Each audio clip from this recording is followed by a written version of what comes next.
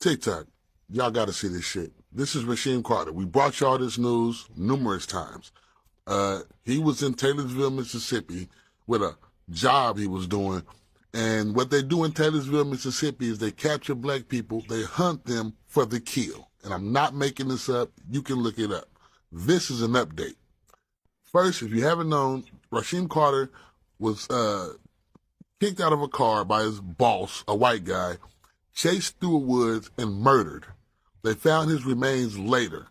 He called his mama and told his mama he was being chased by his boss. He went to the police station while being chased, and they kicked him out the police station, telling him to get the fuck out of that police station. He went to a convenience store. They did the same thing because this is a normal practice in that city where they chase black people and they kill them for sport.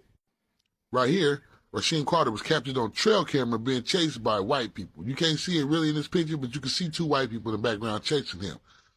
And he was again, they found his remains later. They found his head and his spine first because they had dismembered his body.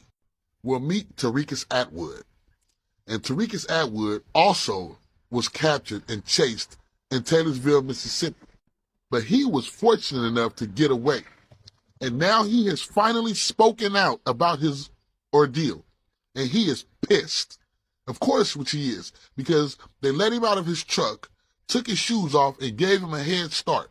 They let dogs bite him. They was chasing him. They broke his arms. They beat him up. But he was fortunate enough to get away. How? Because he knew they were chasing him into a specific direction. He felt like they was trying to send him right into the middle of a trap. So he went into a different direction and got away. He was very, very, very fortunate to make it out alive. Here's his story. Pause to read. These are his words. Very disturbing, very disturbing.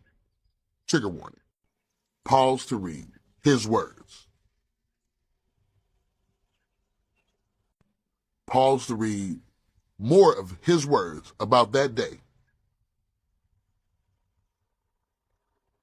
And finally, the rest of his words about that day where he was kidnapped by white supremacists, chased in the forest for sport to be killed like Rasheem Carter was, but he was fortunate enough to get away.